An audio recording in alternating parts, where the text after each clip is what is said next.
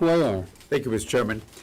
Commissioner, again, I want to talk a little bit about operational control measures. As you know, that term was defined in the Secure Fence Act of 2006 as, quote, the prevention of all, and the key is all, unlawful entries into the United States, including entries by terrorists and other unlawful aliens and instruments of terrorism, narcotics, and other contraband.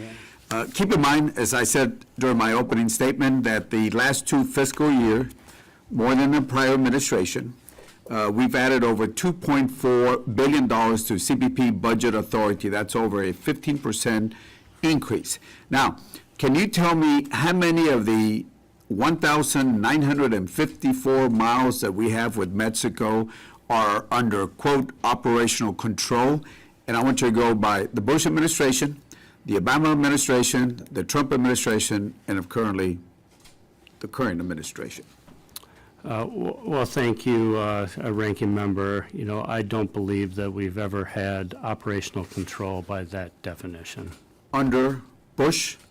Under any, since the definition was Bush, Obama, published Trump, in 2006. or even on that. Right. So, and again, I know that metric can be hard to achieve, but I think we all want to work with you to try to reach that goal. I think it's a goal that we need to reach, and whatever way we can help you with the right resources, please let us know.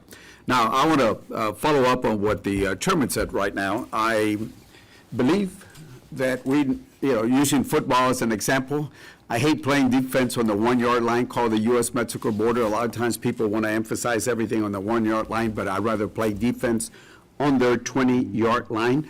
So I think there's 3 things that I in my opinion, if y'all implement it correctly, I think it should work to address what's going to happen on May 11th. 1, the agreement with Colombia, Panama, and the U.S., if y'all work on that, you should be able to stop a lot of folks from coming in there. It's a 60-day, but hopefully y'all can keep it longer than 60 days. I assume it's a pilot program. Number 1, the asylum officers that will be now, is the right word, embedded in CBP, Border Patrol facilities, where they can do the expedited decisions. And as you know, that's important because if you have 100 people asking for asylum, 88 to 90% are going to be rejected. So I don't think we ought to be letting in 100% in. So those asylum officers, if we do it correctly, should work. And then finally, the new rule, which I'm hoping will come out before May 11th, and I know that there are some folks, more progressive folks, might not like it, but I like 2 parts of it. 1, if somebody's asking for asylum, they should not come in between ports of entry, because I got a lot of landowners that don't like that one bit at all. And they should go through the port of entry without disrupting trade and tourism, which are so important to us.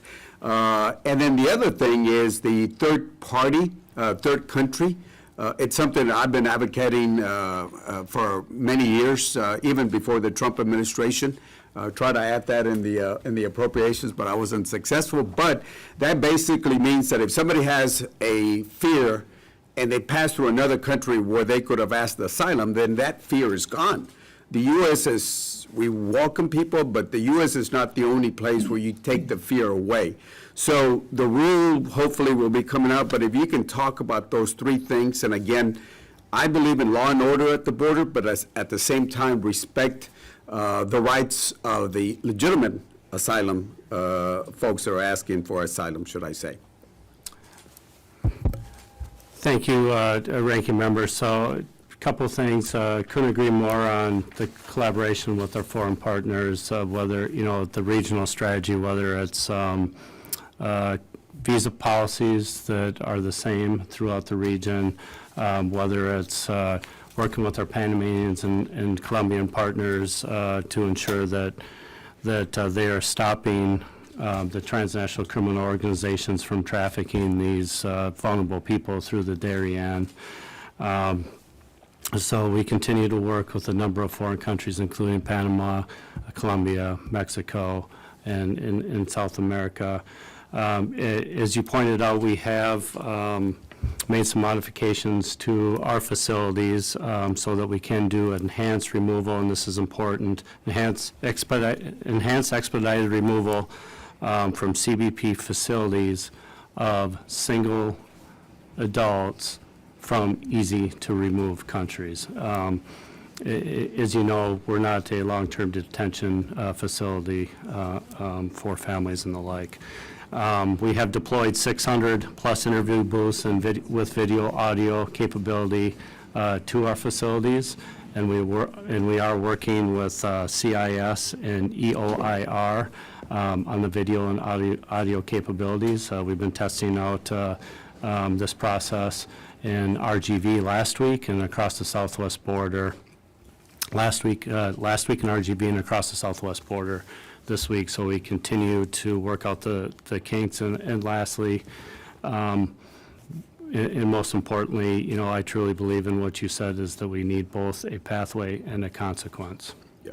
Without consequences, as you know, Mr. Chairman, folks will see the board as a speed bump, and we need to have consequences. Thank you, Mr. Chairman. Thank you. Good point, Mr. Cuellar. And now we'll turn to my good friend, Mr. Newhouse.